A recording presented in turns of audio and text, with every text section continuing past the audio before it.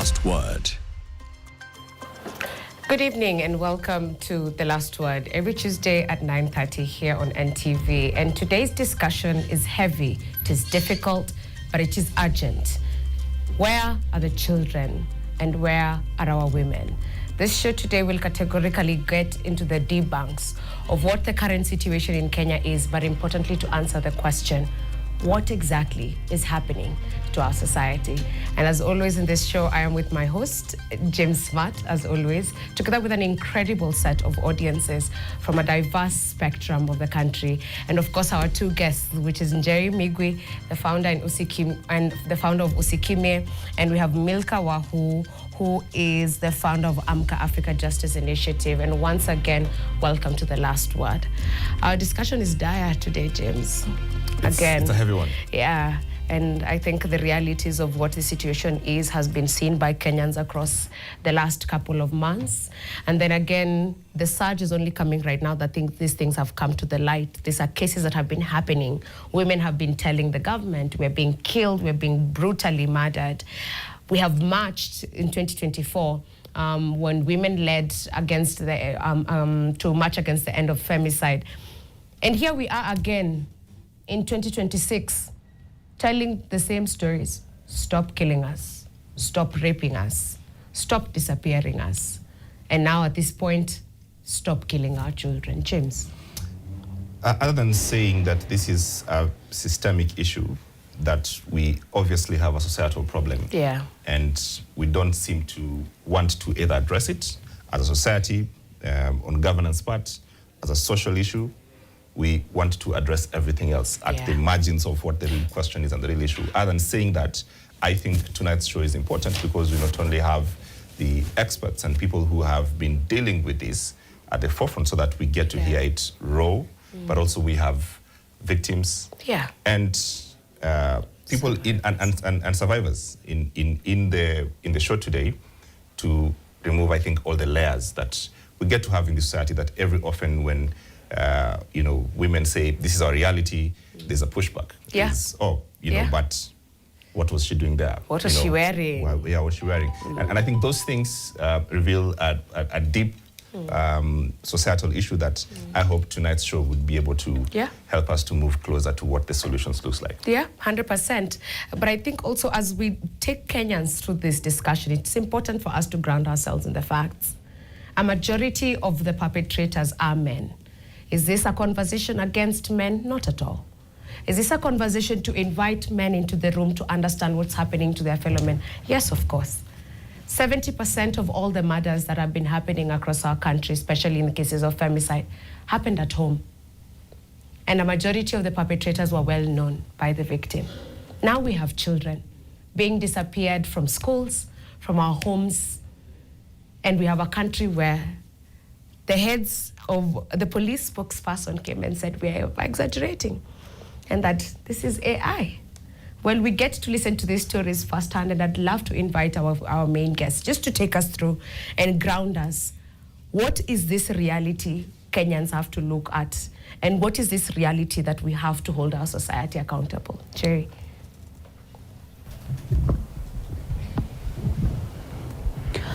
You know, the best thing about this conversation is that the government itself, through their various ministries, have spoken about these statistics. Yeah. So there is no way you can say these statistics are manufactured, right?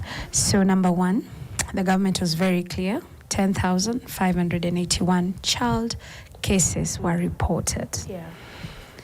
Out of which 1,952 cases were children reported missing. The same government said 8 women are killed every week.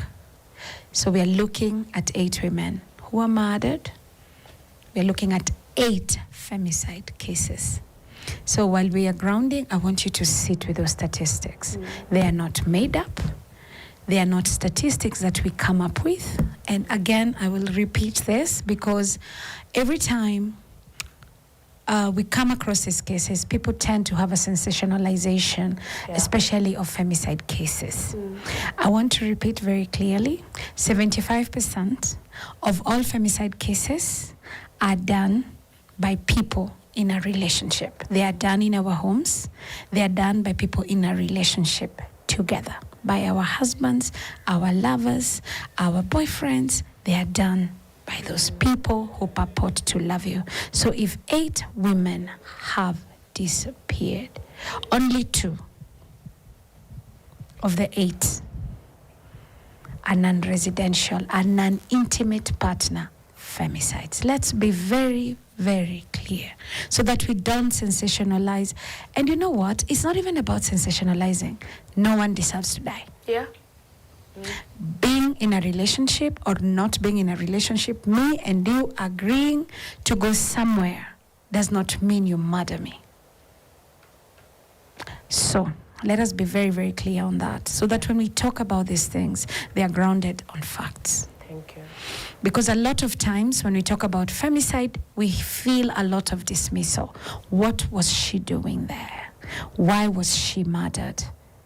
Why are you victimizing the very person who is dead?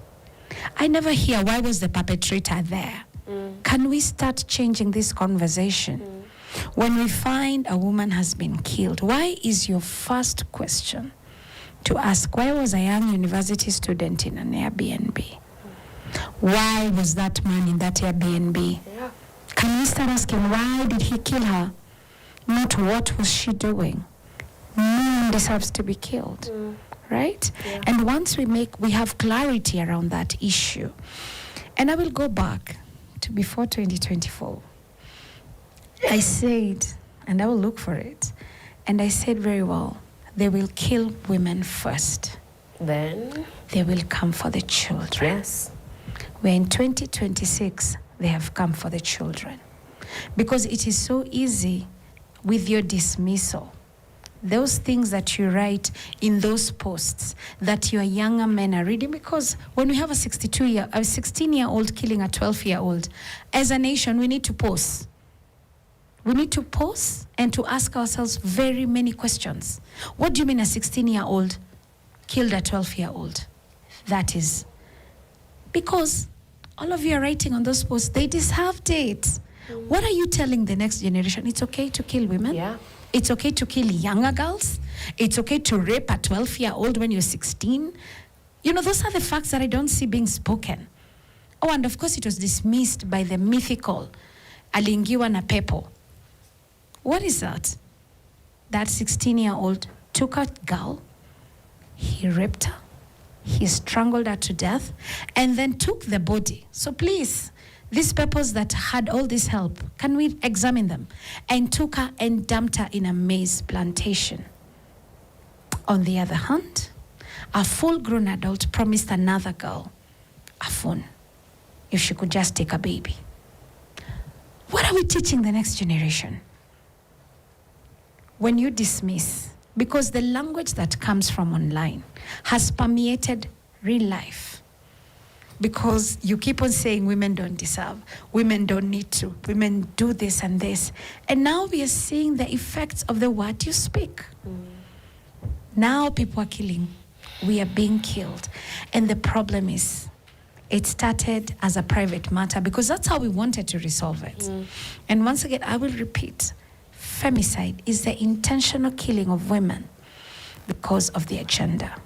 Now, for me, that definition does not really encapsulate what I feel it is. For me, femicide is a woman being killed because of unchecked gender-based violence. If we had checked it at language, the apex of it, the culmination of it, would not be what we are saying today. Yeah. Right now, as we speak, I promise you a woman has already been killed. Yeah. We just don't know it. A woman is dead, just here today. Thank you. Okay. Thank you, Jerry. Yes, welcome. Yeah, thank you very much. This is a very sobering debate, and as Jerry has stated, it is very clear that it's not rumors, it's not exaggerated.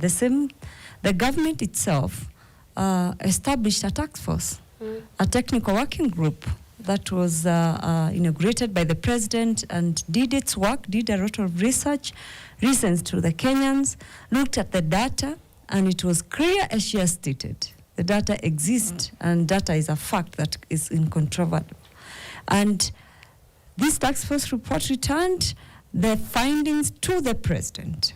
And it's very clear that gender-based violence and femicide is an example, is part of the gender-based violence, but an extreme form of gender-based violence is a serious problem in this country. The task force itself asked the president to declare GBV and femicide as an in January. Yes, in January. We have not heard anything from the government so far as to what is being done or how that is to be addressed. Because if it's not been declared an emergency problem, and so that actual cabinet decisions can be taken and government departments can start doing what they're supposed to do. Again, statistics exist that despite all these levels, an increasing GBV, in which for the last 10 years, femicide and GBV has increased over 10%. That is statistics. There is nothing more that is going on. In fact, the prosecution of the cases, the reporting, investigation, prosecution, and sentencing has reduced. We are getting less and fewer perpetrators being convicted. So we have a problem that is escalating with less interventions that are becoming effective. That is also a problem. We see a lot in the media, even government itself, the statistics from the National Police Service, that we're having all these women being killed and now children are disappearing, but we don't see reports that tell us these women were killed in this year and these people, this number of people were also arrested, or this is where the cases are, or these people, number of people were jailed. We don't know what happens. And so the would-be killer actually thinks it's happening. It's becoming very normalized in the way the conversation is happening. Like Jerry has stated, the way people respond online, the way everything goes on. Now, with regard to children and the increasing disappearance of children, kidnapping, and all this that could be said, a lot of them are being trafficked, sometimes because some of them end up being killed for organ harvesting or for sexual exploitation or for other reasons that people are taking children or trafficking children and kidnapping children. There is a big problem, the way we are discussing these issues and also the way the criminal justice system is responding to them. We have good laws. This is one of these countries, those countries that have very good laws, actually. We could improve them, but they are very good laws. But we lack political will. We lack accountability and transparency in how we address these issues. So, for instance, I was looking through online today and I saw, had seen this story. There are these girls who disappeared from Garissa. Not long ago, actually it's fresh, it's very fresh. Now, they have been found in Libya, and they were seen tied and being beaten in Libya. They ended up trafficked in Libya. I was looking at the comments under that post, because somebody from a CSO is really pleading with the government and the county government of Garissa and all these leaders to do something about these girls, because they are primary school girls, actually. And I saw a comment of someone saying, this is kifo cha kujitakia. And do not think the government has anything to do with this. These are irresponsible parents. Well, we can discuss about parents and all that, but I would like to state that it is the responsibility of the government, per the Constitution of Kenya and all the laws of Kenya, to protect, to promote, and fulfill our rights, including to protect us from being trafficked, being killed, and children being abducted. And we are calling upon government to take actions and do exactly that. Thank you so much. Wow. A lot to pick up from that, but we would also have survivors and victims. Maybe we should spend the next few moments to listen to this side before we come and pick up the analysis. There's a lot to unpack about government responsibility, our inability to act, and we'll get to solutions at some point. Yeah, 100%. I Yes. think it would be key and crucial for us to not leave this show without actually explaining to Kenyans people's lived reality so that we can ground this conversation. Lynette, Yeah, the country's ears are with you. Yeah, my name is Lynette Adhiambo. Would you just put the microphone close to your mouth, please? Yeah, my name is Lynette Adhiambo. I lost my 2 kids, Precious, which is 8 years, and Zenel, who is 3 years, on the 13th May this month. Have never seen them, have been reporting different places, children's home, no report, no respond. What happened? They were just in the plot and I was sick. I got conscious. And when I regained myself, I didn't find my kids. I report to the nearest police station. I didn't find any answer. I waited until tomorrow because it was almost late. I didn't find my kid until today. People have been sharing different photos, CIDs, but the photos they are giving me are not my kids. So I can't understand because my daughter, who is 8 years in grade 3, she knows anything like my phone number, my name, where we stay in Komarok. There is no any response. So I don't know what to do. What has been the process for you, Lynette? Have you received any help? What has been the response when you reached out? No, the response that I've been getting is that we'll just give you when we find them, like nothing more like. So no psychosocial support, no follow-up? They started follow-up yesterday. Yesterday, even by the day I reported, I didn't even give an OB. So I was just going to different places. They're sending me back, go where you stay. You didn't get an OB where you went to report? Yeah. So I was just going to different places. They were just telling me that leave the number, we'll call you back.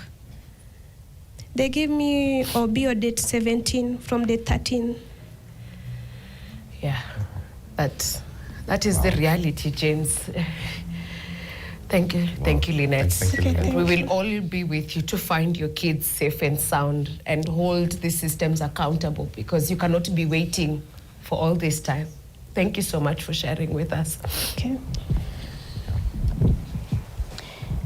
I am Letiga Acheno. I am the sister to late Susan Nabwire, who was murdered at Pipeline, Nairobi. When was this? It was 23rd August last year. So that case, I think, is going too slowly because every time and then huyo mwenye alishikwa, the husband, anashinda amenipigia simu. Even today amenipigia simu. Someone is in jail, but yet anajua nilivacate penye nilikuwa nakaa. So hata mimi mwenyewe nahofia maisha yangu. Na mtu ako kwa jail, hiyo anapata aje simu ya kunipigia mimi. So mimi kitu nataka, at least serikali ingekuwa inaharakisha hizo kesi ziende haraka. At least watu kama sisi tupate kuheal. Hata tuwezi heal. Even hiyo kesi wakidilisha even for 10 years, we will never, hata tutai heal. You see? Do you mind telling Kenyans what happened? Yes. She was killed by the husband. He was killed by the husband, and then husband mwenyewe akatoroka, akaiba pesa zake akatoroka. And sasa unaona situation ni venyiko. Kila mwanamke mwenye anauawa, they say that is greedy. This lady, my sister, she was working 24/7. She was paying all bills zake zote ni alikuwa analipa. She had money. But yet she was killed. You see? And now the husband is in jail, but yet he knows that nilihama na anajua kwamba mimi ndo niko na mtoto wa sister yangu mwenye aliacha. So hata mimi mwenyewe nahofia usalama wangu. Kama ameshikwa huko ndani, anajua ile information yote anatoa wapi. Huko ndani wanasema au niniwa kwa ngina simu. Hii simu ametoa wapi? Na namba zangu ametoa wapi? So kitu mimi nataka tu ni justice for our sisters. Our sisters, yani alikuwa breadwinner in our family. Sai aliacha mtoto, and the girl, mtoto mwenye aliacha alikuwa very young. Even she has not turned 2 years. And yet our sisters was the breadwinner. So naona justice ikidelaywa hivi, we need to heal. But kama justice itakuwa delayed hivi, hatutai heal, hatuwezi. You see? And hivyo venye kesi inaendelea kuprolong, we has parents. Our parents wanakaa Western. They come to and front, kila siku ya kesi they come. That is cost. Ikitake 10 years, sunaona tutakuwa tumespend sana. Sasa kitu nataka tu serikali ingekuwa at least inaharakisha hizi kesi. Kitu ya pili ingekuwa inaweka harsh punishment, so that hizo kesi zikuwe few, because every day, even the other day tutawala, a lady was found there, amechinjwa kama kuku. So kitu tu mimi nataka ni justice for my sister. I'm so sorry. And all for all women. Sorry. I'm so sorry. So sorry. Hi guys. Hello. My name is Movin. Nilikuwa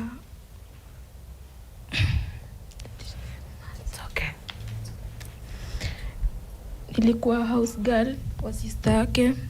Mimi ndo nilishuhudia kila kitu, venye sister yake aliuawa, venye mwanaume alimaliza kumuua, akanirep. Venye alinirep, akatoka kwa nyumba, akanifungia kwa nyumba, akaenda. But akaniambia nisijaribu kuitana, anaenda tao kuchukua do. Akirudi ananipea do zangu niende ushago, then achukue mtoto aende. Venye alitoka na simu zote, simu yangu na simu ya sister yake, akanifungia ndani. So venye mimi nilikaa ndani, nikaona siwezi kaa hapo na mtu ako chini amekufa, nikaitana, nikaongea na jirani. Venye niliongea na jirani alinifanyia madharau kidogo, alirudi kwake na akakaa, akanyamaza. Nikangoja, nikaona anisaidii, nikaitana tena, bwanake ndo alitoka, nikamuongelesha, akapigia caretaker simu, akamwambia caretaker, akaenda hadi police station, akakuja na polisi, wakanifungulia mlango, nikaenda nikaandikisha statement. So mimi nilikuwa naomba serikali tusaidie kesi iende haraka, juu mimi nategemewa kwetu. Nilikuwa nimeenda kutafutia wadogo zangu, sina baba, mama sijui ni wapi alienda. Niko na watoto, tuko na watoto 6 kwetu. Mimi ndo first born, mimi ndo nilikuwa nawasaidia kulipa school fees, chakula kwa nyumba. So sasa sijui wako aje. Nilikuwa naomba tusaidiwe, kesi iende haraka. Pole sana. Thank you so much. I'm Sarah. I am a survivor. Around 1,000 days ago, I was slashed and stabbed by a man on my way to work. And he left me lying on in a pool of blood. And it was so traumatizing. But the saddest thing is that the perpetrator, the man, is still out there free, going on with his business. I never got any justice. The aftermath of the attack is that I'm so traumatized. I'm so depressed. I'm still going mental issues. I am under medication. My life changed completely. I lost everything. And the man who did this, his life is still going on. I got no support from the government. And the saddest part is that the man started by threatening me, that he was going to kill me. I reported him. He was arrested. He was released within 2 weeks. He came and waited for me as I was going to work, 6 in the morning. He stabbed me brutally and left me for the dead. Right now he's out. I don't know whether the judiciary is waiting for him to kill me so that they can jail him. I don't know. The saddest reality, I've never gotten any help from anyone. My pleas to the government that these cases should be taken with the seriousness they deserve. I was not in any lodging. Neither was I dressed indecently. I was going to work from my home. And the man waited for me at the gate, stabbed me everywhere. And even when he was arrested, I lost my consciousness, but I was being told that he declared nimeua. And this happened after he had threatened to kill me. He was arrested and released without my knowledge. I was never even called to testify or anything. Right now he's out, still threatening me. I have no protection. I'm just on my own. Thank you. I'm really sorry, sir.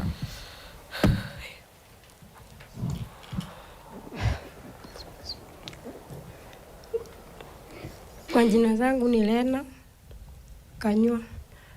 Yangu ni It's okay. Take your time. Okay, it's okay.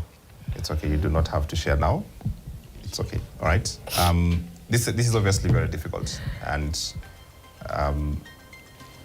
thank you for sharing. Right. It's very difficult, but the country needs to hear this in its rawest of forms. We'll take a short break. Here on The Last Word. We'll be we'll be right back. All right. Right. Let's take a break. We'll be right back here on The Last Word. Don't go too far.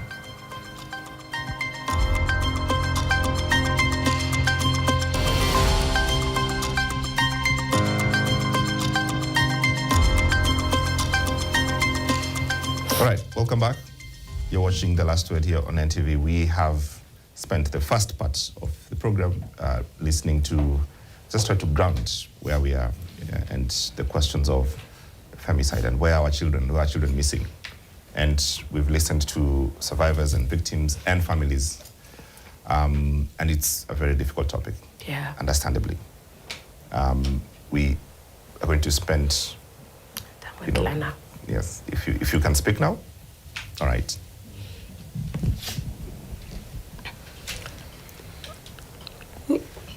mimi ni Lena, Mama Mary Wamboi. Ilikuwa tarehe 21 mwezi wa 3 2022.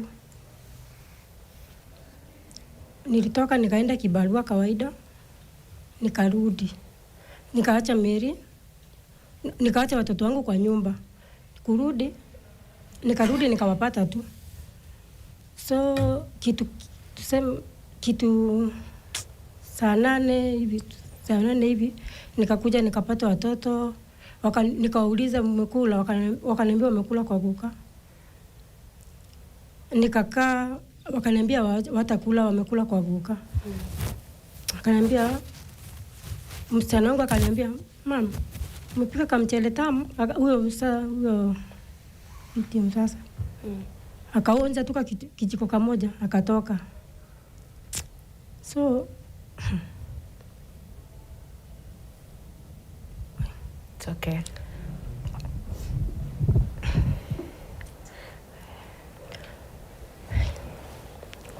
Sasa nikaanza kama nilikuwa na kijana kadogo kalikuwa ka 2 years. So kama nimekaa hapo ndio kakaanza kulia, kakaanza kusema Wambo. Sasa mimi sikuelewa ni nini anasema. So kama nimekaa pale, nikatoka nje. Kutoka nje nikaanza kutafuta huyo Wambo mwenye anatafuta. Sikumpata. Nikaambia Purity nitafutie Wambo. Akaanza kunitafutia Wambo hivi. Kama It's okay, Lena. Kama nimekaa pale sasa ndio nikampata. Sasa nikaambia Wambo, nikamwambia nitafute kwa kazi zake. Akaenda akamwangalia, kumpata, akarudi. Haya, nikamwambia tumwangalie kwa neighbors huko. Ndio alikuwa anacheza. Sasa alikuwa anapenda kucheza kama mwalimu hivi, alikuwa anafundisha watoto. kamtafuta hakumpata. So kama nimekaa ndio kasichana kamoja kakaniambia, mama Mary, unatafuta Mary? Mary ako kwa Uncle Kalis, amelala na hajaamka. Nikamuuliza amelala aje na hakuwa mgonjwa. Akaniambia amelala na hajaamka. Nikamuuliza unaniambia siku umefungwa? Nikamwambia kumefungwa, amelala aje na kumefungwa? Nikamwambia Purity ni msichana wangu mkubwa. Enda kwa guka, ndio hiyo kufuli kwa guka, enda uniletee funguo, uangalie kama kuna funguo, tufungue tuone. Huyo Mary anaambiwa amelala na hajaamka. So Purity akaenda akafungua tu, ilikuwa imefungwa na konji, akafungua mlango, akapata funguo kwa meza, akaleta. Mimi nikafungua mlango mwenyewe. Sasa naenda kuona Mary penye amelala. No happy mimi kuingia, si mimi nataka tu nimuone kwa kitanda kwenye amelala hajaamka. Mimi nilienda kwa kitanda, sikupata mtu, nilipata tu mattress. Na hapo chini ni maji. Sasa mimi nikaona simuoni, sasa nikachukua tu simu nikamulika. Mimi nilipata na tuna Mary chini ya kitanda, Kalisa amemrape. So mimi hakuna kitu mimi Kenya niliona, kwanza niliona amemrape. Mimi nilitoka tu mbio nje nikapiga nduru. Kujeni muone mtoto wangu Kalisa amerape mtoto. So kama nimekaa pale mimi nikamguza tu hivi, nikasikia bado ni moto. Nikamvuruta. Nikasema nimesemaje, mbona napiga nduru, si hospitali iko karibu, si nichukue mtoto nimpeleke hospitali. Mimi nikavuruta huku kulikuwa nje huku. So mimi nikachukua nikisema tiwache nimchukue nimpeleke hospitali. Nilipata amemdunga kisu, ameacha hapo na kutoa. Hata bado alikuwa moto. Sasa siku nini nikasema Kalisa, sasa mimi nikaambiwa nisiguze hiyo kisu na watu. Nikakaa tu hapo, nikakaa hapo, polisi wakakuja, alafu wakamchukua wakampeleka Mama Lucy. Mimi nilifikiria ameenda kutolewa kisu, ayuko ako njubari, walikuwa moto tu. Mimi sikutoka pale, nilichanganyikiwa, nilimtoanga tu nikamweka hapo, nikakaa naye. Alikuwa mtoto wa 10 years kwa grade 6. Sasa ingekuwa hii juniors hii yenye inaitwa nini ama ni 10. Alingekuwa hii 10 sasa yenye iko. Mimi kesi kaanza. Kama tumenini pale tu tuseme nikate kesi kaanza. Sikuambiwa wakienda Makadala, sikuambiwa. Mimi mwenyewe ndio nilijipeleka nikawapata huko, mimi nikapiga nduru huko. Kutoka hapo kesi ikatolewa Makadala, bado sikuambiwa, ikapelekwa Milimani. Sasa venye ilienda Milimani, ndio mimi sasa nilienda kutafuta uskimia. Ndio nilisikianga sasa nikiwa nini, ndio nilisikianga kuna nini inaitwa uskimia. Sasa ndio mimi baba yao alikufa 2020 tarehe 1 mwezi wa 10. So unaona ni mimi na watoto wangu. So ndio nikanini hapo, ndio so unaona sina mtu wa kuninini pale, ni mimi tu na huyo msichana wangu mkubwa. Kingine si ni kadogo. So unaona mimi nikaambiwa kuna watu wanaitwa uskimia wanasaidianga. Si ndio hiyo wakaanza kunitafuti, nikawatafuta, wakaanza kunisaidia kunini hivyo, lakini bado unaona kama ni lawyers wakikuja wanajiondoa, hakuna kitu inaendelea. Tukienda Milimani kesi inaanza, alafu inakatishwa. Tuseme for example kama sasa ni kama mama ya kijana ako na pesa, so walikuwa wanataka kumtoa na bondi. So babake akasema yeye hawezi kubali mtu kama nini hiyo, juu sisi wote tulinini. So kesi bado, imagine kutoka 2022 mpaka saa hii 2026 hakuna kitu imeendelea, juu mimi sina pesa. Hakuna kitu imeendelea. Sasa ndio kesi sasa ilikuwa imeanza, tukatoa nini inaekanga mention tu. Mimi sijui kwa nini, ama ni venye mimi sina pesa, ama ni venye mimi nisingamaza, hata sielewi. mi sijui ama ndio sababu hivyo ama ni venye sina pesa ama mimi ni venye sielewi.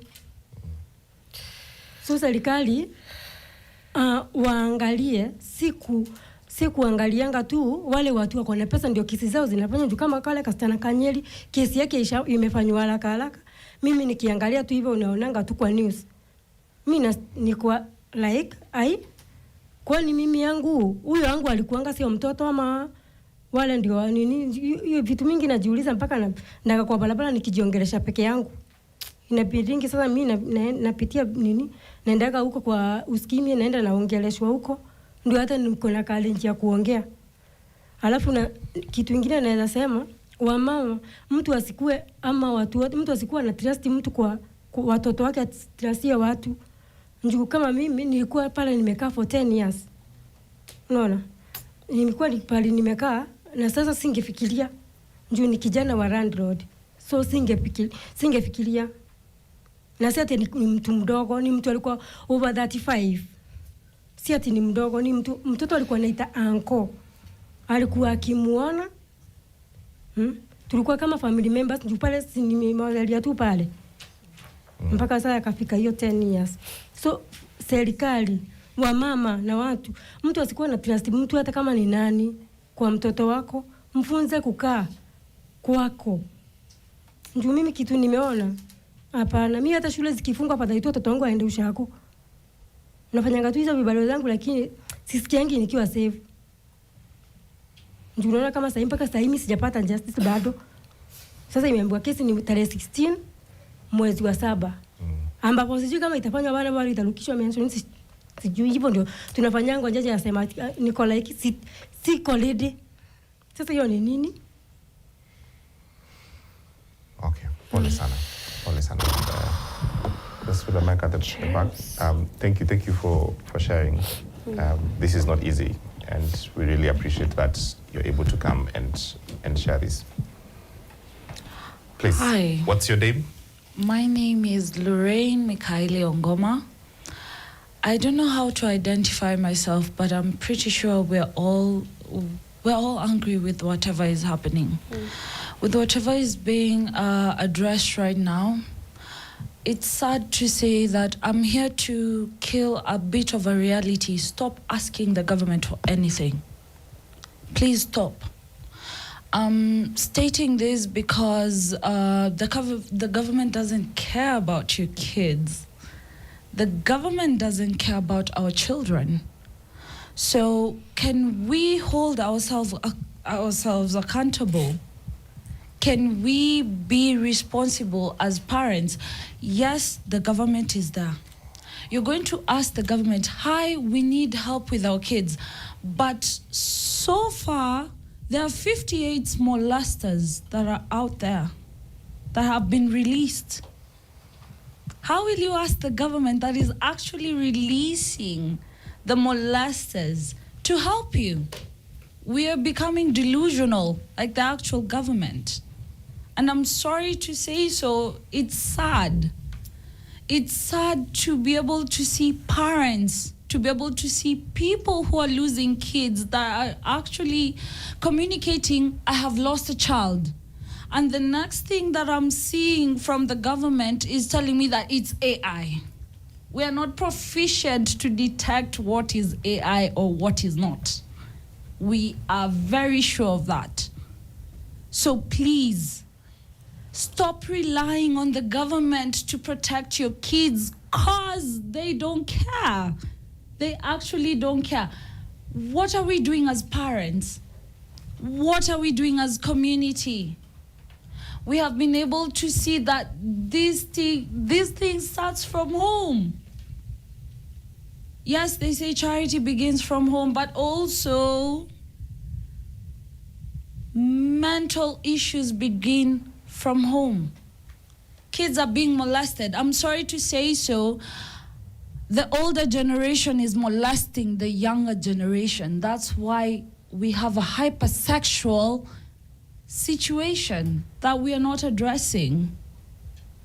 So we're seeing kids are being molested. We're seeing kids are disappearing. What are we doing as a community? Stop relying on the government, because the Okay. government doesn't care All right. about your kids. Okay. Thank you. Yeah. Thank you for that intervention. Please pass the mic. Yes, let's come here. Please introduce yourself and where you're approaching this conversation from. All right. My name is Pele Eric Jefferson. I'm an advocate of the High Court. There are things that we need to put in consideration. Yes, I sympathize with whatever is happening. However, we need to understand that, our Constitution actually, protects us from right to life, human dignity, and freedom and all that. However, there's also the social bit of it that comes into consideration. As a parent as well, and as a lawyer, our parents are actually not doing what they're supposed to do, right? What do you mean by that? What I mean by that is that no matter how much we try to push that the government is not doing, right? We are not doing, we are protected. We are parents. I'm a parent. We need to actually culture up. Culturing up means, right? My daughter knows the person he needs to talk to. My daughter knows the person he needs to operate with.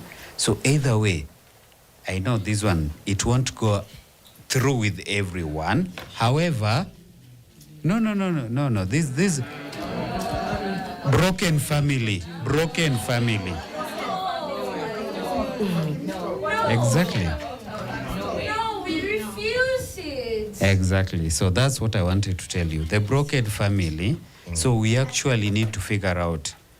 What would be your solution? My solution is one, right? Even apart from the government, apart from the law as a lawyer, can we just start with even us? What's the basic of a family? A family is a father, a mother, and whatever. 10,000 kids are not going to rely on your basic information. Yes, that's basic to me, but that's what I think because now let me finalize. As a scholar. Let me finalize. Okay. There is also the Guys, it's okay. Go ahead. Because there are also kids, men who are being killed outside here. It's okay. Let him finish. Right? Now, what's the scholar? How we are raising our kids? Apart from the law, apart from the government. James, before he gives out the mic, I have a question. Yes, guys. Yes. Kindly. I have a question for you. Kindly. Yeah? I have a question for you. Yes. 1, 2, 3, 4, 5. You've had these 5 victims, right? Which? Yeah? Right? Yeah. And I know you're a lawyer, and especially because of that, at what account do these parents, what is that parents have not done to prevent disappearing? What have women not done to prevent them from being raped? What are children supposed to do in the first place to ensure they're not? And let me give you an example. We're hearing cases right now where people will go to the school with your phone number as a parent, tell the teacher, you are not coming for the kid, they need to pick your kid. They will call you, divert your call to a perpetrator who will answer as you and say that you have said your kids need to be released, and kids disappear. So I want you to get out of the bubble of a lawyer. I want you to be a Kenyan. I want you to be a human, a parent. Can you tell me 2 things what a child and what a parent can do that they have not done to protect their children? I'll respond with one statement. Yeah. What is it that, our men hasn't done for that? Give me an example. Simple. Guys, no, just simple. No, it's okay. Can you give us an example? Let him finish. Can you take us through what men have done? What you're saying? No, I'm just a father. Yes, I hear you. I understand, right? Right? I'm a father. I'm following up. So I'm not, I understand everything. I understand. And that's why I'm giving you a chance. But for us to get a solution, we need also to look at the other side. 100%. What is it that our dads have never done? Can you give me examples? What is it? What are you doing to protect your children? All right. Okay. Now, Okay. no matter how emotional it is. It's not emotional. I've asked you a simple question. What have you done? Okay. Now, this is not exactly. Okay. Now, let me give a solution. Okay, guys. Let me give a solution. Look, hang on. Okay. See, this is a very difficult topic, all right? Yeah. And the public is watching. What we need to do is to provide our lived experience and move the conversation forward, all right? So I want to thank you for your participation. Exactly. So what I'm thinking, before we get a solution, we need to know where the problem is. Yes, please. Thank you so much. My name is Maureen Ogutu. Hi, Maureen. I'd first of all just wish to say so sorry for the ladies who have talked, putting ourselves in their shoes. Yeah.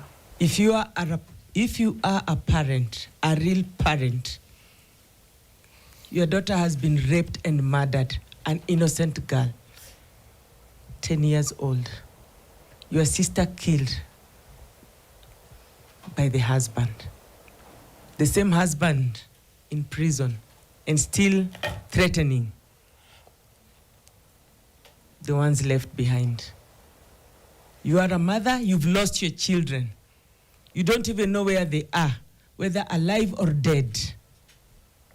Let us bring ourselves to the society that we are in today. The country that we are in today. Is justice really happening? The people who are supposed to protect us, it is the same country. We are in Kenya and we are entitled to be protected by this country. There are laws of this country that govern each and every person. That is a right. It is high time our leaders ask themselves, are they not parents? Don't they have sisters? Then don't they have mothers? Don't they have, nieces, daughters? If what is happening to somebody else because she doesn't have money, you keep on releasing, somebody you know very well is a perpetrator. Where is justice? That is a question. Where is justice in this country? Thank you, Mom. Okay, thank you. The mic is. Okay, then pass the mic to the past. Yes. Okay, I'm Grace Ochieng, upcoming lawyer and a media personnel as well. But allow me contradict what the advocate has just said. Your fellow lawyer. Exactly. I would fully contradict it 100%. Actually, in the evening, I saw the case of Adhiambo, and it really touched me. You can imagine a mother, a sister, a brother losing kids, sisters and all that. Then an advocate is here, a person who should be at the top, raising our voices. In the community, we have got two groups of marginalized and vulnerable, women, kids, and the others in the place. But as per now, as we are speaking, justice is not there. And actually, I choose to do law because of the thing that we are seeing, gender-based violence. And for now, my advocate, you need to go back to the drawing board. Okay, pass the microphone to the back. Yes, the microphone will come. Yes, please. Hello, my name is Ruth Bange. I want to speak directly to this advocate. I asked this question and I was shouting here asking you, what are you doing to protect your children? I work with Osikimi organization, been here since inception. The kind of cases that we handle every other day, you will be shocked to walk to our office. Every day it's missing children, defiled children, murdered women. We have all these cases. I represent all these survivors in court. Why? I'm not a lawyer, okay? Why do we do that? Why do I do that? I have worked with Mama Mary since the day she came to our office. What has been happening is you'll find a lawyer who will come. They want to represent us. After a few days, they will just go silent. They don't want to support us.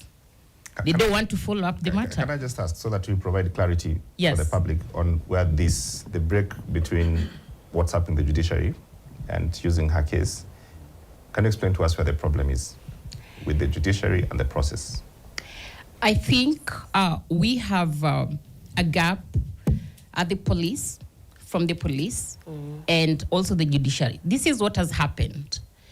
I will give an example of a case that I've followed up, and I received threats from some officers because apparently they were bribed, okay? And going to court, you know, cases will be pushed forward. You will be told, okay, come on this date. You're given a mention. It will be pushed like 7 months, 6 months. It's still a mention. What is happening? Then when you do your inquiries, you will be told, you know, the judge was transferred. You know, the judge has a lot. You know, there are so many files lying on their desks. You see, that is what is happening. We have been struggling, you know, trying to include or involve them to support us and find ways of helping us, you know, fasten these cases so that at least in 2 years, you have all the evidence, you have everything there. What is stopping you, from ruling? What is stopping you, you know, from going and arresting these perpetrators, because some of them are working, as this lady is telling us here. What is stopping you from doing this? And you have all the evidence. So what is happening is, you know, we do not have trust with the judiciary. We do not have trust with the police sometimes, because there are those ones who will support, of course, but there are those ones, of course, who will not. The time we are going to do our rescues, for instance, the time I was called to go, and we are going to do the postmortem for Mary, I was asked for, you know, you have to pay the DCI for him to come. How much do you pay? We pay 3,000, 4,000, even 5,000. Sometimes that's even 6,000 shillings. Huh? And sometimes you don't have that money. Yes, they do. What's the payment for? To come. Because if they don't appear there, then what happens? Yes. Postmortem will not happen. Okay? Yeah. So you need that report. It is important for you. So every time I will call Jerry, hey, where are you? We need some money. Jerry, we need help. Rescues, you cannot go do a rescue alone. A woman is being stabbed. You have a distress call. You're calling. You're the police. They tell you, hey, you have to fuel our car. You know, we tell them, hey, we can afford an Uber. They tell you, no. We need fuel. And fuel means it's money. It's been very, very hard for us to do this work. And it's depressing, it's stressing. And all we want to do is, as much as we will say we do not need the government to protect us, it is their work. It is their work. They need to do this, and they are paid to do this. Thank you. Okay. Please pass the microphone to the front here, please, before I'm coming to you. She's been raising her hand for a while. Where's the microphone here? Yes. My name is Michelle Howe. I am a legal assistant at Inmate Chambers, and I am a student. I'm a law student. The stakes are heated, especially after someone spoke. I do not advocate to rather argue with him, and I think it's best that we argue with his thoughts. He mentioned that, but I'm not going to do that today. However, I have a question for you after I finish. As I said, I'm a student. I'm not yet done with law school. However, these are cases that we see every day. Personally, today I was on TikTok. I see a case. Let me just shorten it. There was a man apparently found with 22 children who went missing. And surprisingly, they were all girls. None of them was a boy child. And it was a girl narrating a story, and something came up, and the reason why the police or the officials didn't want to look at it, she was dismissed because hiyo ni kazi mingi. Clearly, that's a problem. That's a problem that I think should be addressed to the officials responsible. Second question. Yeah. Secondly, sorry to all the victims that experienced what they experienced. From a legal perspective, I've had the arguments, and I also have my opinions before I came to this room. Something that I know for a fact is, and she mentioned that most of the cases that you find, a girl has been killed, a woman has been killed, someone's mother, 63 years old, raped and killed. You wonder how. I think that, first of all, since most of them are initiated, sadly, by people that are close to the victims, we have clearly seen that. And it's worrying. How will I be living every day thinking that this man that I say hi to every day while I'm going to school will one day decide today is your day? I do not want to be living with that fear. I do not want to be living with that fear. I am a student. I'm not a child. I'm an adult, but I'm a young adult. These are things that, as a woman in this country, and I'm pretty sure it's not only me, we live in fear. We live in fear that I can go outside, a man decides to chat with me, I said, the next thing I know, I come back home, I'm stabbed. That really, it's dehumanizing. Right. I think... Okay, I need to get other people to speak. Yeah, Right. allow me. I think civic education, let me just mention on that. You see, the way we are having this talk, most people, I would really like that people out there listen to this, because I just think he is not that informed. People with opinions that might seem, you wonder, why is it that someone is telling you, msichana aliuliwa, and they ask, what was she wearing? You are not informed. Civic education would really help to improve the situation. Thank you. The microphone. Yes, please. Okay, now I'll ask you to mimic so that we have many people speak, right? I'll be very quick. All right. My name is Achieng Onyego, and I'm a criminal lawyer. So I deal with a lot of these cases firsthand in my line of duty. And from listening to the victims, we can tell there is nothing they could do. They could not dress better, they could not protect their kids better because they were with people they trusted, or they were in the normal course of their business and something happened to them. So who do we really blame? We must blame the government. As a people, the government is responsible for us.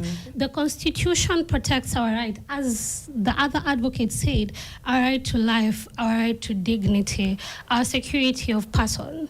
The government must be held accountable, and it's the government systems that are failing us.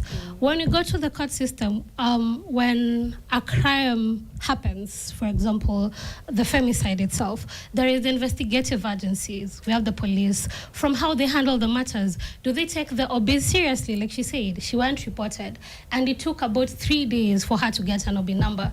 And then we move to the investigative agencies, that is the DCI, and then we move to court, the prosecution, and we move to the judiciary. There is a system breakdown because the threshold for criminal matters is very high, especially murder.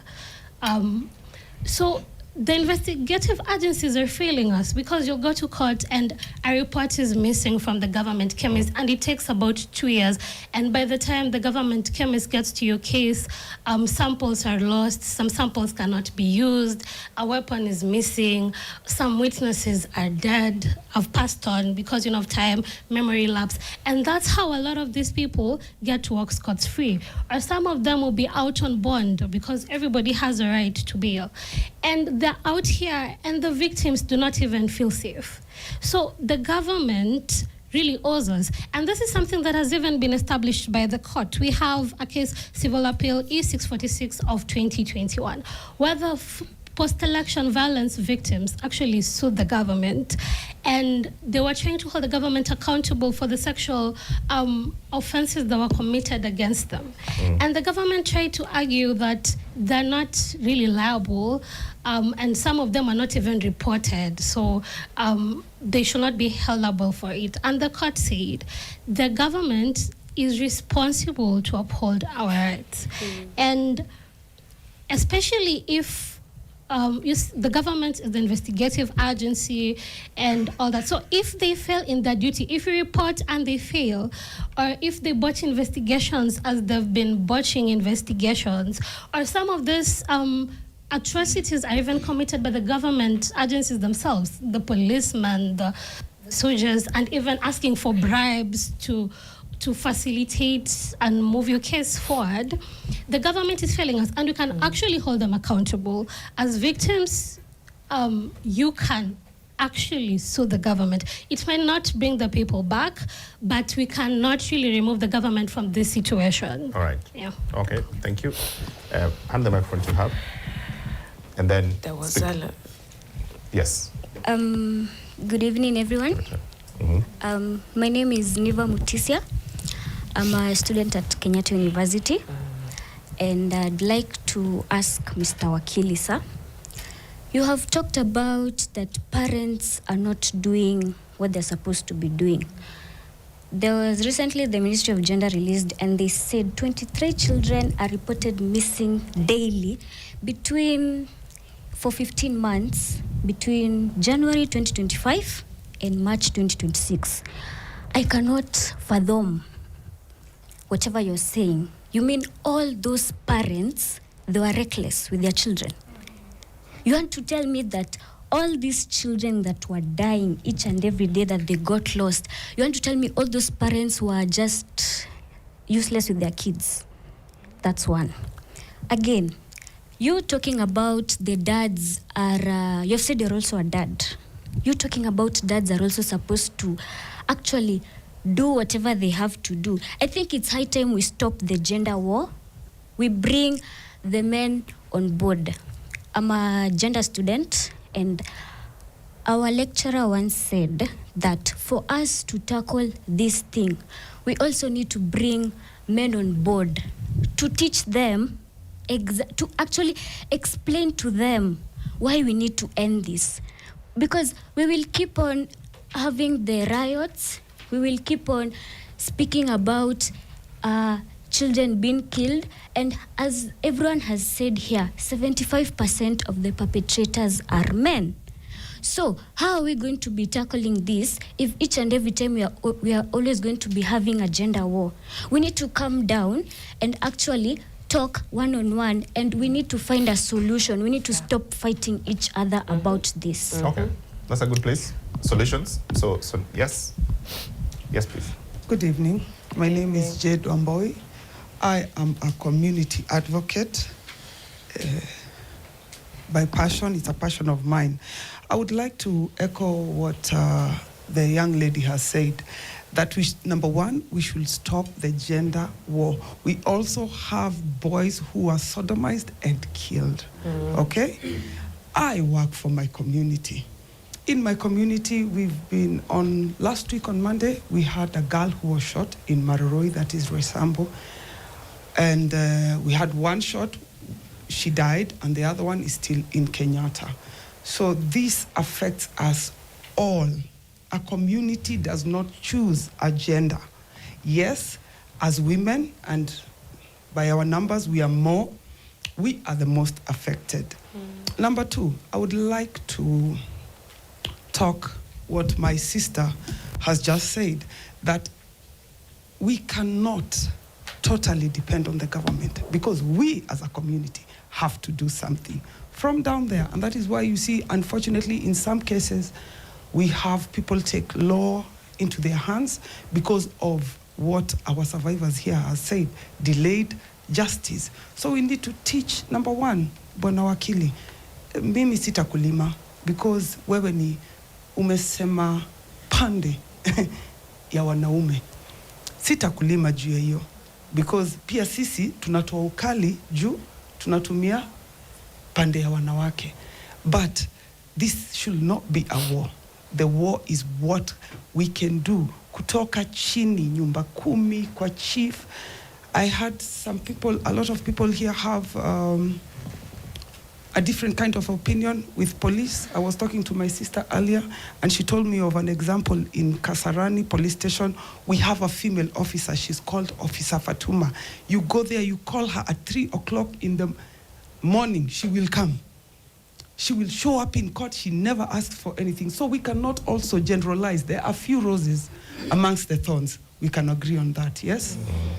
So we cannot generalize it. We are here to find solutions. And I'm glad that the last word has brought this. Yes, it is very touchy. It is very emotional. Listening to some of the stories of these survivors, it really gets to you. Number two, we also need uko chini kwa community, teach our children empathy. Because as parents, we have failed. That is why you see some of the comments that when something happens to any gender, you see some of the comments, kama hiyo young wakili coming up, amesema ati alikuwa amevaa nini? Alikuwa anaenda wapi? You know? We need to sensitize. It starts, charity begins at home. So that shows also, and I'm not talking about the survivors here, that shows also as parents, there is somewhere that we are failing, because me, I remember, me, I'm not a Gen Z, I'm an alpha. Well, no, not an alpha, uko mbele. I remember that when growing up, we belonged to the society, but that is not the case right now. Yeah. And that is why we are having a lot of these social problems. Okay. Okay. Thank you. Thanks. Hi, everyone. Clearly, there is nothing good about this evening because the mood is so somber. I'm so sorry for the victims who've gone through this, because clearly those are our young sisters who've lost lives, and those are part of our parents who've been affected by this. I don't know, the question is going to be, until when will we keep talking about this? Nowadays, we open our WhatsApp status and it's all reshared with a missing child, a missing child, a missing child. And I only have one question tonight to Mr. Advocate of the High Court. Hey, Advocate. My question comes to you with, at what point are you going to admit that this is deeply wrong? Okay. Could you pass the microphone to the back, please? Okay, so now this was going to happen. Yes, there, then to the back. Then I want you to come back in front because we'll be running out of time. So, Hello. yes. Good evening, everyone. Yes. My name is Meru Amboi Gadi, a counseling psychologist by profession and a mental health advocate. What I would say, leadership is not only about development projects. Leadership, it is also about protecting lives, dignity, and future of our children. Leaders have failed. They have stopped funding. They have underfunded the project, the mental health projects, the children's services, the NGO are underfunded. For example, personally, I have an initiative in Laikipia County that supports the children, but it is underfunded. The leaders have started going into politics, and they are waiting for things to outrage, for them to start doing them as politically. They must stop that. Then justice is delayed. Such cases discourage public confidence because those justice, they are delayed. And then some leaders focus more on politics than on protecting vulnerable citizens. Okay. and we can see, we are all seeing that majority of them, they are all in politics, but they don't care. And that's why you are hearing such word like AI.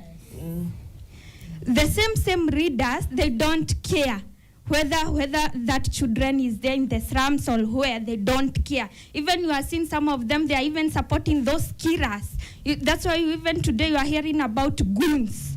They don't care, they don't care. Leaders, I want to challenge you today, this evening. I know all of you are observing from different counties.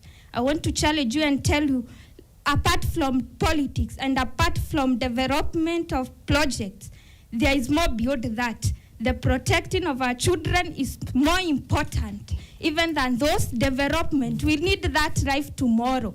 For you to be a leader today, you are small one day. And that's why you are a leader today. For us to reach here, one day we were children. And a certain government protected us. Some leaders protected us for us to be here. And that's why it's a constitutional right. That is my challenge today to all leaders. Thank you. Very powerful. I'll give it to the back. Quickly. Yes. You have a minute. Okay. My name is Claire Njau. I am an activist for teen mothers and children. Mercy Nyambura, 12 years, killed. Sherry Gatumi, 3 years, killed. Kezia Matuki, 8 years, murdered. Kanaga, grade 10, murdered. Bravin Mukaya, murdered. Those are our children. They were defiled before they were murdered. And do you know why? Because they said, no, I don't want sex, no. Why can't our boys take a no? Why can't our men take a no? Can we teach the men in our society how to take a no? If you are told no, that means no to sex.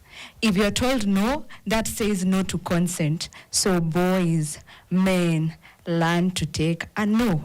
Another thing I'm going to leave you with is that Kenya currently has 83 female members of parliament, 35 female senators, 7 female governors. Where are you? More than 200 women in government. Where are you? We have been waiting for you to talk. Now we are the ones talking. I am 22, by the way, and I am talking. You are not talking. You guys are not talking. We teen moms are the ones talking for our children. We are the ones talking on behalf of everyone. Okay, let me give the mic to someone else. Wow. Okay, where's the microphone here? A minute. Okay, my name is Okumu. So I wanted to address one thing. I've seen people share their opinions, but there is one thing that we need to do to push the government to enact the law. Not when a woman is killed or a child is vulnerable people, it's not murder. It is femicide, Yes. simple. Because when you are categorizing this, the government, even you cannot know the real statistics. The statistics are very big. But all these are murders. They should be protected under a special law. Yes. And also establish their own court to fast track these cases. Okay. And also another thing very important, the government should provide witness protection. Because these people because you find that someone will fear to come out because of fear of retaliation. And the final thing the government should outlaw, there is this where you find that it is a relative who was assaulted, it's between the relatives. Now you find that they go to sit as a family, you talk it out. You're encouraging more perpetrators. Yes, so I think that one should be very, very outlawed. All right, thank you for that intervention. Yes. Well, it's not a very good evening. My name is Beatrice Waithera, and I'm a senatorial aspirant Nairobi 2027. The reason I chose that path is because for the longest time, I have lived the experience of being a first responder in my community. My community is Kayole. And I say first responder, it's all those stories that these ladies have talked about here, that you need to raise your voice beyond your familiar channels. And until Jerry Migui gets a case like that and she amplifies it, that's when we begin to walk the journey to justice. I will say that I'm a survivor of SGBV and GBV. That's why I have 2 broken teeth. That's dating back to 9 months ago. And my offender is still out there. Why? Because of the laxity in police stations. There are police stations, yes, and there are these other stations that are embedded to big police. You know those ones? I don't talk about capacity, but I have seen the apathy that they do not want to handle these big cases that the women will rise up and talk against, that the youth of Kenya will rise up and condemn because it's a lot of work. Or because, yeah, you can say you do not have resources like fuel, but is it my job to fuel that car? No. So what if it's the only thing that comes in between that and my access to justice within 72 hours as a survivor? I am speaking with this kind of, yes, nasikia uchungu, because the last time we had a law that spoke for every child in this country was in 2001, Child Act of 2001. That was amended in 2022 by the outgoing President Uhuru Kenyatta into an act of 2022 that gives 3 kind of approaches to what we are talking about. Child Act of 2022 talks about the legal mandate by the wakili there who need to familiarize himself with issues happening in our communities beyond his class and privilege. It gives the state obligations to act, and it also gives the community, not an obligation, tools. But are these tools getting to us? They're not getting to us. Why? Because we are under-resourced, underfunded, and I cannot continue doing this work for the last 12 years, being a first responder to my community there, stopping FGM in my community there. God check how I came out in this to be who I am today. I'm a media person, by the way, but it's partly why I do not practice my media in this mainstream media houses. Why? Because I was told, you are an activist. Why? Because I do not stop at just documenting a case on digital platforms. I had to be reduced to something called a citizen journalist because I went, collected these cases and put them out there. I know you have come across posters of these children that have been missing, right? With red banners and templates, right? That is the same banner we used to stop end abductions in 2025. I am the person behind those templates, and I have a team of people who work with them. And the information that is readily available, provided by these ladies here and others, Lynette, the information she provided, the images is what we are using to amplify her voice, because there's a place for data-driven advocacy. There's a place for data-driven activism. There's a place and there's a voice for everyone to belong.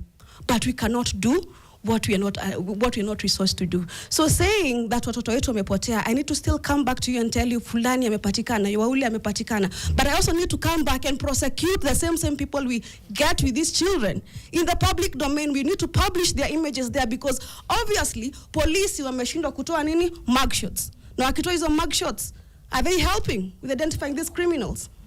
They should identify these criminals, but at a community level, we should be able to know someone. That one was freed on bond, that one was freed on bail, that one is an offender, and we should be able to excommunicate them out of our communities. I have lived and I have seen someone who killed a child, a minor, kwa sababu ya kuwa mwizi, na walikuwa wameenda kuiba pamoja. That guy was excommunicated from our community in Kayole somewhere. He was never arrested because he was told he was killing a what? A thief. Tuko pamoja, but walikuwa mwizi na hawa watoto wenye waliuliwa. And I'm telling you, that guy did not, haja survive for more than 10 years. He died because of the depression of what he did. So we need to identify these criminals in our community, and please talk. Talk, because when I talk alone and I'm left alone to talk, I fear for my own life. Yeah. I fear that my children who are somewhere being taken care of by a community, because I am the person serving my community as well. Someone has to hold my back, because it takes a community to protect children. And we are that community, whether online or offline. And that is the reason I am going for that seat, because policy not only needs to be reevaluated, policy needs to be up to date with our cultures in our community. Okay. So power to you, and do not fear. Right. Do not fear, let's talk. Power to you, and congratulations, women of Kenya, for fighting for the right thing, youth of Kenya for fighting for the right thing, because tusipoongea, they won't do anything. So tutoke nje, tuandamane, and we send the message home that we want our children safe and protected. And finally, let's be vigilant about human trafficking. Our children are not just disappearing. I handled a case, or rather I saw several images shared around, not just from Kenya, from South Africa and from Zimbabwe, of children around the same age disappearing. What is this? It's a criminal syndicate on human trafficking. So it's not just about infanticide, of how many are defiled and killed. It's also about human trafficking, people that could be alive elsewhere, but you're never going to see that. And you've seen the government talked about that. So thank you, ladies and gentlemen. Always raise your voice, because we depend on it, and it's our lifeline at the moment. Okay, thank you. There's a gentleman there. Yes, I'm Haron Obete, and to begin with, we are so the show is so emotional, and to the victims, may God comfort you. We cannot comfort you enough, but God can comfort you. Yes, I'm a man, and we are men in the house. I think we are few today. And what's happening is really sad, to an extent that the ladies will fear us. Men. We already do. The ladies have already feared us. And which society are we going to raise if the ladies already fear men? You hear that almost 90, it's not even 75, almost 90 of the cases they involve a man. And we are having a society whereby approaching a lady as a man will be a problem because they fear us. Unless a government, and a certain lady has said that a government cannot help, but I believe this government can help. Why? You saw the other day the security of our president was just breached for a very short time.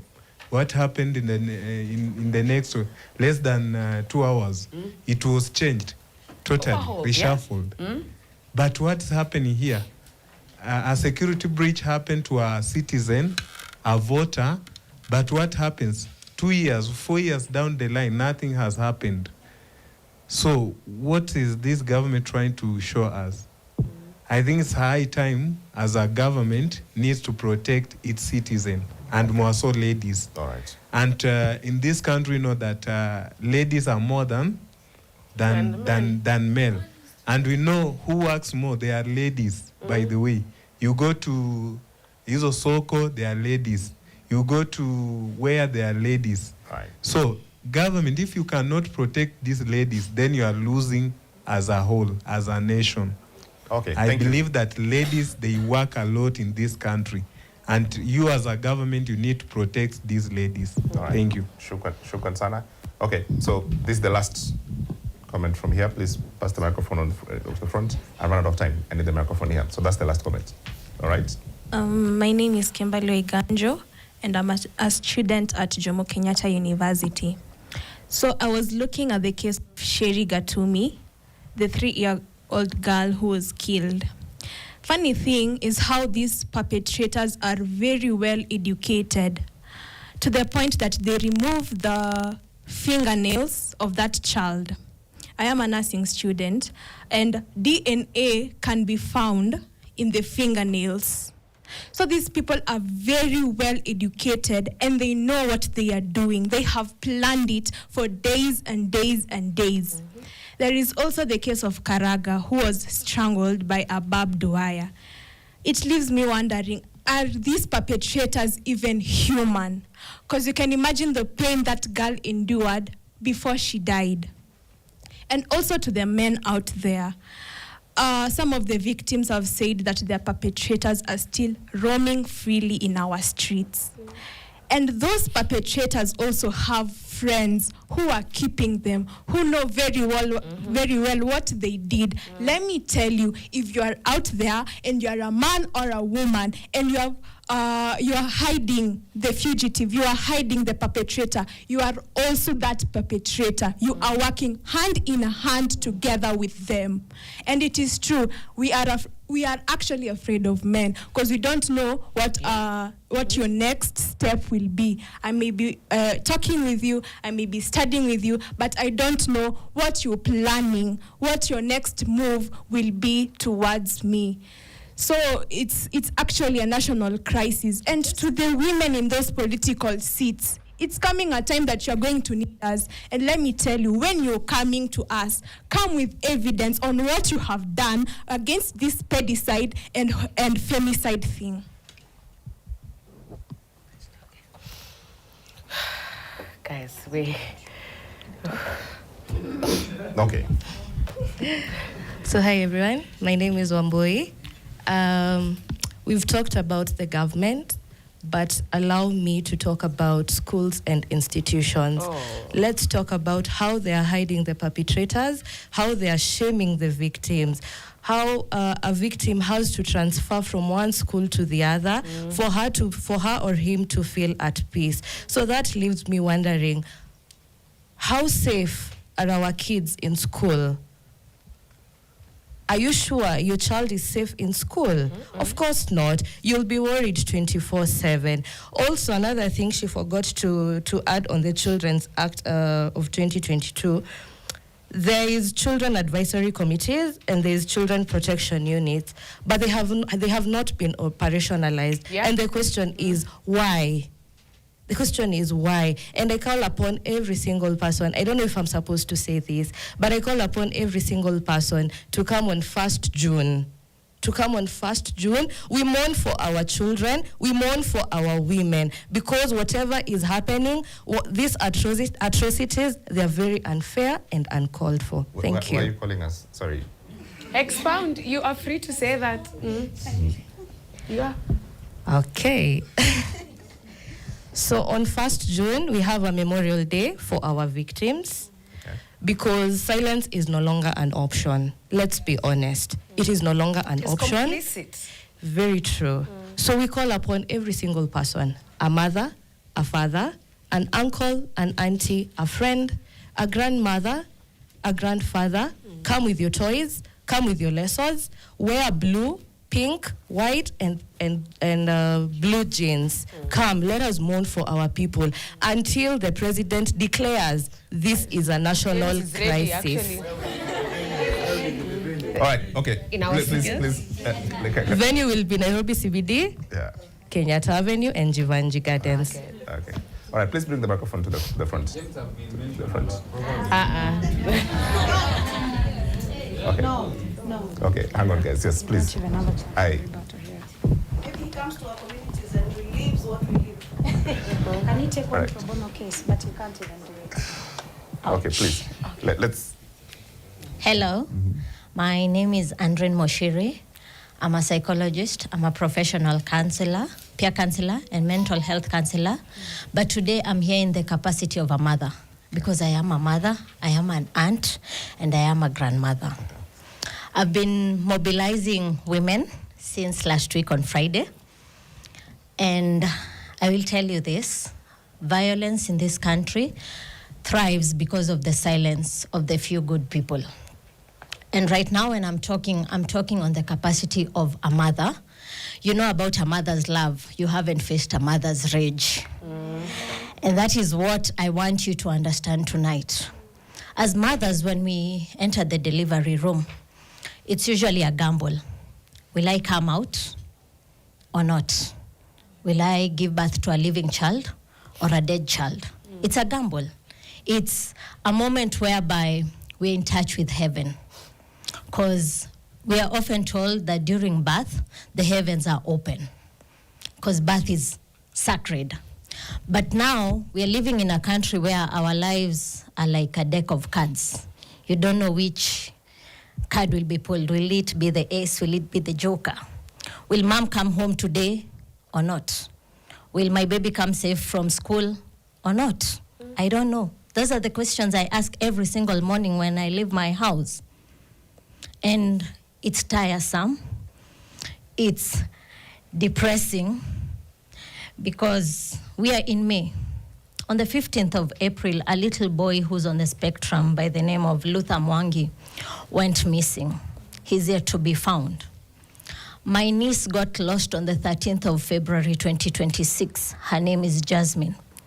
We don't know where she is. We are yet to find her.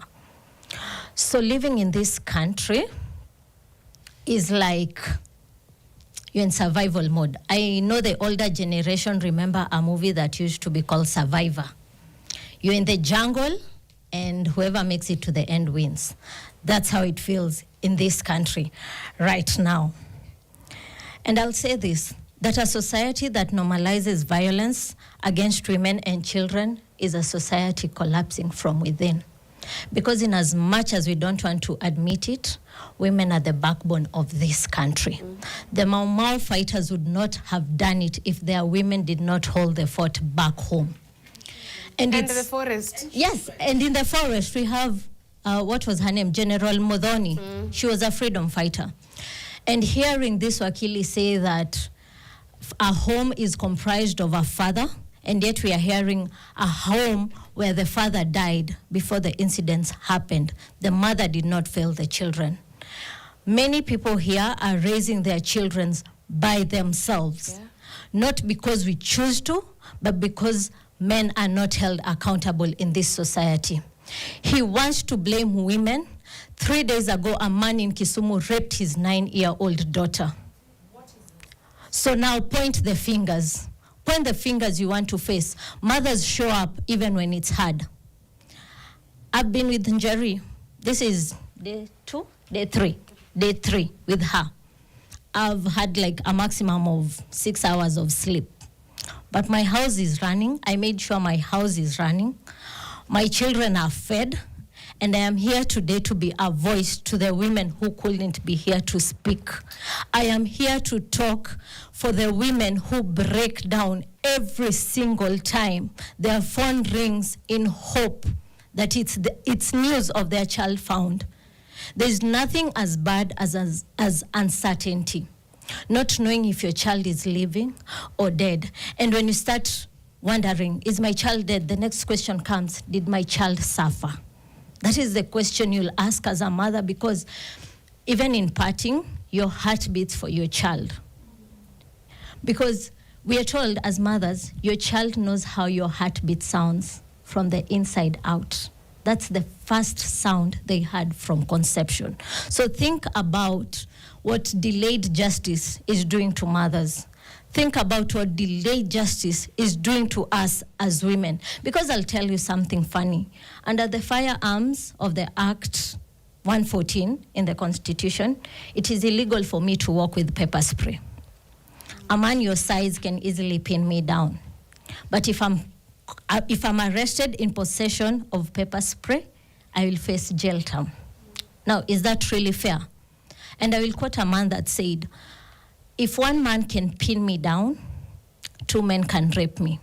That is fear expressed by a man. I am a woman, and someone was asking me, why do you have to call it femicide? Let me answer you right now. I use this camera. Yes. I will tell you this. We are naming it femicide because by naming a problem, we are helping society measure it, understand it, and respond to it effectively. That's why we are calling it femicide. That's why we are calling it pedicide. And I'll tell you this to everyone listening to the sound of my voice. We are tired of just being statistics. I am a woman. I am a mother. I am more than just statistics of crime. And just to finish up, I'll say this. This conversation is not, I was writing because I have so many things in my head. And I'll say this conversation is not about politics or gender wars. It's about whether Kenya becomes a society where women and children live in fear, or one where human life is truly protected. We cannot keep treating these deaths as normal. We cannot keep treating deaths as normal headlines, because every statistics is a human with a name, a family, a future that we failed to protect. We are the government. We say power to the people. We are the people. We are the government. And our slogan is, solution ni sisi, change ni sisi. What we want to see tomorrow starts with us, not them. We won't hold anyone accountable until we hold ourselves accountable. Call the perpetrators by their name, not by their sin. call them by their name. Tunajua so and so is a rapist. Use the name. Shame them until they change, because the only way that this society will change is if they get uncomfortable. And we are just turning on the heat in a positive way. We are turning it through a mother's rage. Don't forget that. All right. See you on the 1st of June. Okay, Jerry, I really have to go. I've asked for one more minute from my TX. And I want you to help the country. If there is one thing that we could all do, one thing, there are many things, what would that thing be? 1st of June, 2026, show up. Because you showing up counts for those ones that cannot count for themselves. For that missing child, and you've heard their mothers here. For that woman who was killed, for those missing children that cannot come home, and for those children that were fished out of a river. That's who we are showing up for. Show up and be counted. May you be a man, may you be a woman, may your voice count. That's my last word.